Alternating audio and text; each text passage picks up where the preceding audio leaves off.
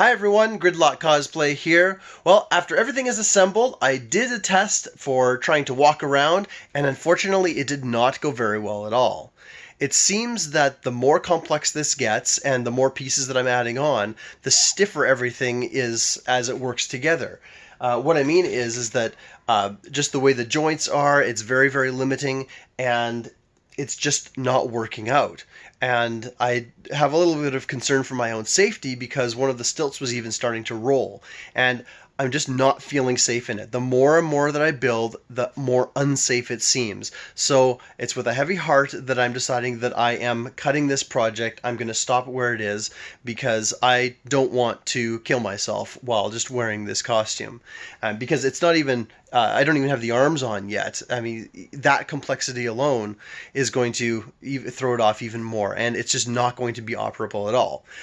So I'm awfully sad to have to do that and cut this video series short, but what I will do is I'll explain what I learned in the making of this costume. First lesson learned is angle iron is extremely heavy. Don't use it in a costume unless you've got wheels. I used PVC in my MechWarrior costume as well, but I didn't subject it to this much weight.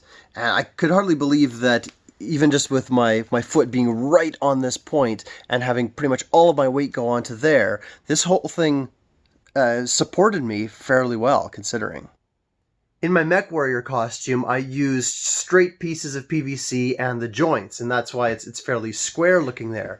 And I've found that PVC bends very nicely when you have some patience. Heat gun and some patience and maybe a template to make sure that you do it the same way multiple times. But I'm very proud of how I got this piece to curve. And it's really fun to work with because you don't have to get it too hot to be able to get it to get into any shape that you want.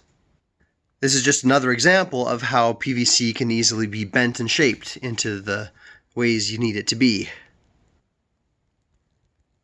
Some people might consider it cheating, but 3D printing is kind of a lifesaver when you need some very specific parts. Remember, this is also PVC. This used to be a tube, but I cut it and flattened it out and then reshaped it into this. Very versatile stuff. I had a whole bunch of this audio-video wire, and it does not carry current very well, especially over long distances. I taught myself the basics of sewing, so that's something. One of the things that I was apprehensive about was having such a large hole in the PVC pipe that it would make the pipe a lot weaker. But there hasn't been any signs of stress on any of the parts where I've had even the thicker bolts through there. So yeah, PVC is pretty good stuff. Failure is always an option.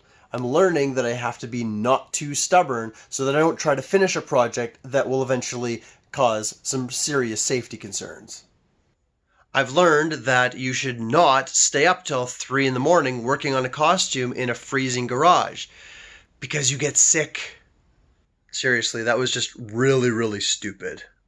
Complex problems sometimes have simple and elegant solutions. The problem here was that when the clamps would open up too much, it would all get jammed up in the back and they would overlap each other and such. And when I was trying to undo it, it wouldn't. It would just jam up some more. But the rubber band put a little bit of force to push them together so that the motor could always manage to get it unjammed, and then they would close again. So even though this video series ended up being incomplete, I hope you enjoyed it enough to subscribe to the channel so you can follow me along on the next costume that I build. So thank you very much for watching, and I'll see you all later.